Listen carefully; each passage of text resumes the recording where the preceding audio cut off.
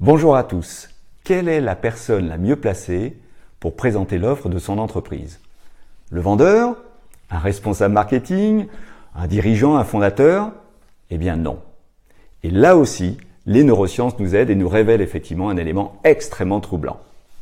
Il s'agit du biais du messager. Un de ces biais qui font partie des biais cognitifs, vous savez, ces fameux biais décisionnels qui motivent nos comportements et qui stimulent nos prises de décision. Le biais du messager, il dit quoi? Il dit que nous évaluons un message différemment selon la personne qui le transmet. Exemple, nous n'écoutons pas un commandant de bord comme nous allons écouter sur un même message un steward ou une hôtesse de l'air. Nous n'allons pas écouter un expert scientifique de la même façon sur ses recommandations selon qu'il est en blouse blanche ou éventuellement en jean troué, etc. Un autre exemple a été fait sur des inscriptions à l'université. Des recherches en sciences comportementales ont prouvé que si la signature sur une lettre d'encouragement à une inscription est faite par un étudiant et non pas un doyen ou une personne de l'université, c'est plus 34% d'inscriptions effectivement qui ont été effectivement mentionnées. Pourquoi ?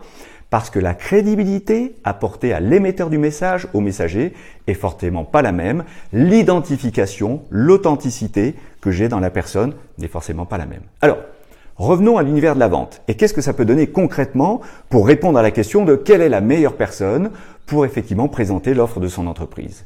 Eh bien, la meilleure personne, c'est le client lui-même. Et pourquoi le client? Parce qu'il porte dans son témoignage une crédibilité, une authenticité dans lequel, par rapport à son vécu, nos interlocuteurs prospects pourront d'une certaine façon se reconnaître. Alors, peut-être qu'il est temps d'arrêter nos superbes PowerPoint de présentation qui visent à influencer, persuader que nos offres sont formidables, et pourquoi pas de nous munir de nos mobiles, de nos smartphones, un petit micro acheté à 10 €, pourquoi pas, pour améliorer le son, mais en toute liberté, collecter 1, 2 ou 3 messages, audio, vidéo idéalement, auprès de nos fameux clients, qui va permettre de renforcer notre discours lors de nos visites, effectivement, en clientèle. Alors, j'ai hâte d'avoir vos retours d'expérience, de mise en application de ceux qui le font peut-être déjà ou de ceux qui vont et qui décident maintenant de le faire. Partagez-le bien évidemment en commentaire, j'aurai grand plaisir à les lire et effectivement à y répondre. Amusez-vous bien.